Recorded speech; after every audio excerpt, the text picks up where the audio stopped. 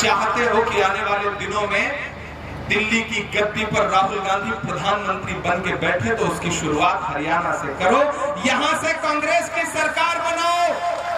जम्मू कश्मीर में इलेक्शन हो रहा है, वहां भी कांग्रेस पार्टी गठबंधन की सरकार बनने जा रही है। हरियाणा में भी कांग्रेस की सरकार बनने जा रही है। आने वाले कुछ महीने में महाराष्ट्र और झारखंड का भी रिजल्ट आ जाएगा, तो आप देखिएगा कि भाजपा की सरकार 2 बैसाखियों पे टिकी है। एक बैसाखी का नाम है नीतीश बाबू, दूसरे का नाम है चंद्र बाबू। कब कौन सी बैसाखी सरकेगी और कुर्सी ऐसे नीचे आ जाएगी, कोई भरोसा नहीं है। आजकल प्रधानमंत्री जी के चेहरे पे जो तनाव है वो यूं ही थोड़ी है, रौनक गायब है, सारा मेकअप गायब है। आपने देखा कि नहीं, डिजाइनर कपड़े पहनने के बाद भी चेहरे पे नूर नहीं आ पा रहा है। क्यों? क्योंकि जो 400 पार का नारा था उसे हिंदुस्तान की आवाम ने ला करके 240 पे सिमटा दिया।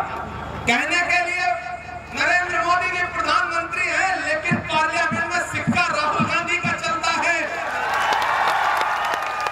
हमारा लीडर ऑफ अपोजिशन जो चाहता है सरकार को वो करना पड़ता है। ये ताकत हिंदुस्तान की आवाम ने दी है।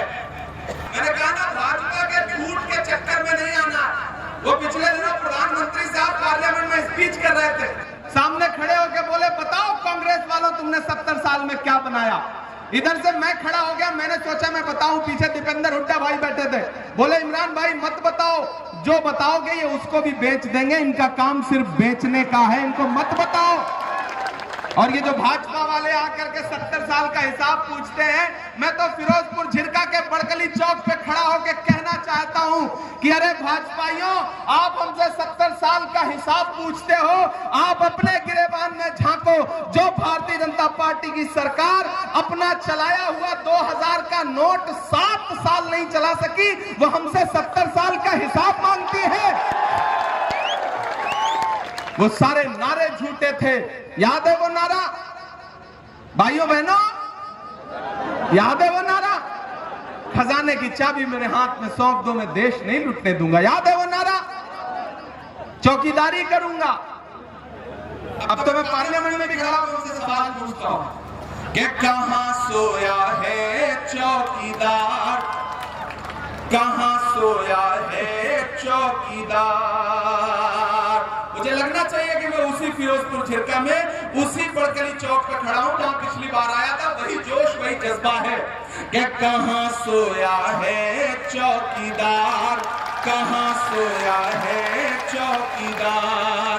विजय माल्या नाक के नीचे से हो गया फरार, कहां सोया है चौकीदार, कहां सोया है चौकीदार। बहुत समझदार लोग हैं आप, नाम लेने की भी जरूरत नहीं पड़ती, चौकीदार बोल दो आप तुरंत समझ जाते हैं कि किसकी बात हो रही है।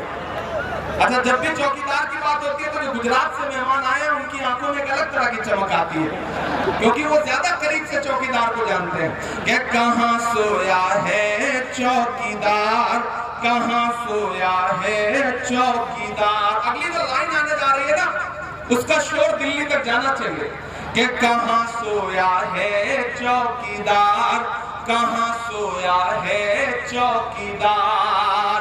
खट्टर ने कर डाला हरियाणा का पंटाधार। ये बिना सुने ही ताली बजाना, बिना मांगे वोट दे रही है। इतने मोहब्बत वाले लोग हैं ना कि इनके सामने अपील करने की भी जरूरत है। मैं फिर से सुना रहा हूं, पहले सुनिए फिर ताली बजाइए कि कहां सोया है चौकीदार, कहां सोया है चौकीदार। खट्टर ने कर डाला हरियाणा का बंटाधार, कहां सोया है चौकीदार, कहां सोया है चौकीदार। गैस सिलेंडर की कीमत भी 1000 के पार, कहां सोया है चौकीदार, कहां सोया है चौकीदार। के चाय ये सिर्फ चाय आ जा रही है, आपको स्वाद आ जा रहा है, ये कमाल है हरियाणा के। चाय बेचने वाला पूरा भारत बेच रहा है। सही कह रहा हूं कि नहीं कह रहा हूं? सही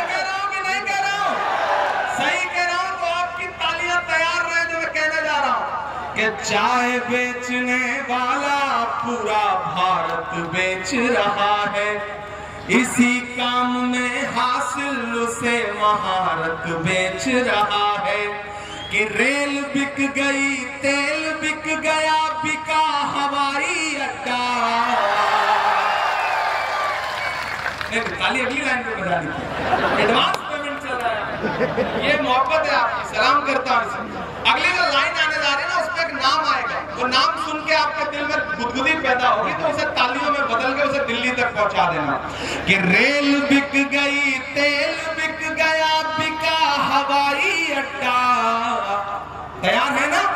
कि रेल बिक गई, तेल बिक गया, बिका हवाई अड्डा। सब कुछ बिकता देख के खुश है अपने जेपी नड्डा। के जनता महंगाई की मारी, जनता महंगाई की मारी करती हाहाकार। कहां सोया है चौकीदार, कहां सोया है चौकीदार।